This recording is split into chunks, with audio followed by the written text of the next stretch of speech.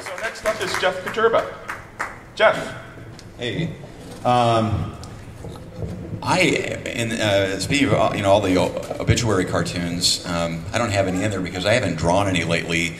Not that I'm not going to do another obit cartoon, but I've sort of grown tired of drawing the pearly gates and drawing the tear, and there's nothing wrong with it. And Daryl's absolutely right; those cartoons tend to generate, massive amounts of fan mail, and there's a temptation to do those for me. But partly, I have kind of sworn off them, partly because of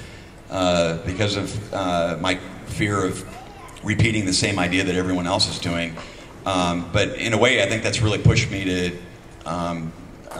get better and to find new ways to say the same thing and maybe not go for that first idea. But really, what it's forced me to do is look for other topics and focus more on local cartoons. So when Michael Jackson died, when Walter Cronkite died, when Farrah Fawcett died, on and on, I just did something local. Did your paper come at you and say, why aren't you? No one's ever asked me or required me to do any particular cartoon. This is one I did last year during the presidential campaign, and I really try to focus on the drawing to convey the idea through the drawing when I can, obviously. The way I work, I do the traditional pen and ink drawing, and I'm not computer phobic or anything, but I just so love the hands-on approach of a brush that I don't use the computer to colorize anything. So what I do is I photocopy my cartoons onto another sheet of vellum, and then I hand watercolor those. And I thought at first it would take a lot longer than using Photoshop, and it actually takes me a lot less time. And then if I make a mistake, my undo button is basically making another photocopy and starting over.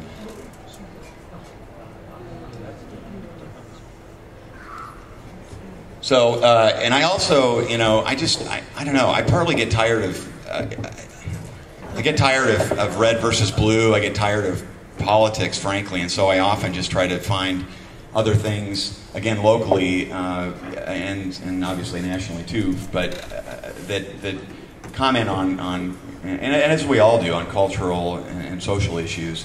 But I really force myself to look beyond the headlines and try to come up with, rather than a right or left way of looking at something, just looking at it from a third or fourth way. Now, I have to say I cheated on this one. I did Photoshop some of the red paint, and it's striking. I don't know about you guys. I'd be interested to hear what you've heard from readers, but most of the readers I've heard from have been very positive when they see the color cartoons in print. But I've actually heard from a few people who are very traditional and have complained about the color. Today marks by coincidence, marks my 20th anniversary at the World Herald, so I drew my first cartoon for them 20 years ago today. And thanks. And it's funny how a number of years ago I was asking my paper if I could run in color. We'd put in new presses, and I basically begged it, run in color, and I kept getting the same answer that it's not the way it's done.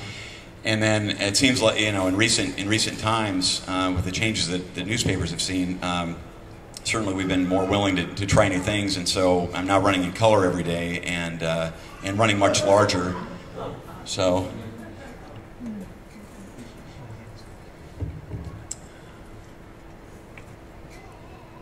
I love drawing Joe Biden, and he's another one of those characters that is a great gift to Editorial Cartoonist. By the way, I'm really disappointed. This is my first year at Comic-Con. I'm disappointed that there aren't people dressed up as political figures here at our. When I did this one, I had that song running through my head the Star Wars theme by Bill Murray. The Star Wars nothing. So I was singing Hair Wars in my head. Walking around the newspaper,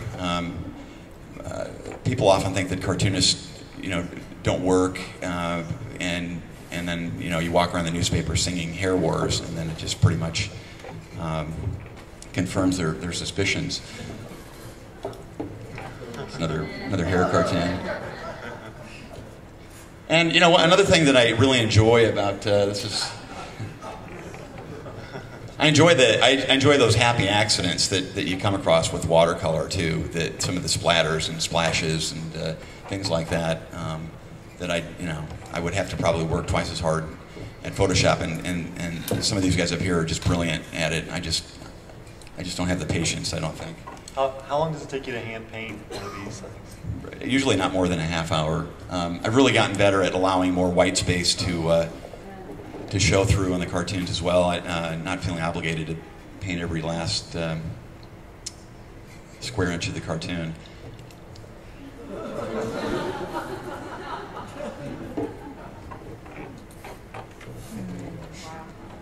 Politically, I consider myself, years ago, Dennis Prager, the columnist, called himself a passionate centrist, and I really love that idea. And I have regrets on the McCain cartoon, by the way. If we could just go back to that for just one quick second. I was really proud of this idea at first, and then I later learned why it was, at least according to his campaign, why it was that he wasn't using the internet, and that's because of his physical problems. And so that was one of those cartoons I regretted.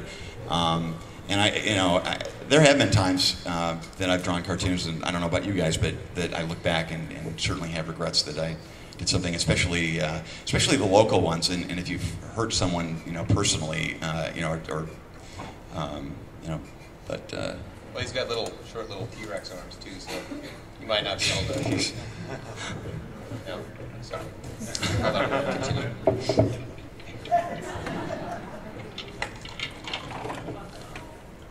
Well, that's your last slide, Jeff. Yeah, thanks. If I can just, quick commercial, I have a memoir coming out. It's a written memoir coming out this fall with Houghton Mifflin Harcourt.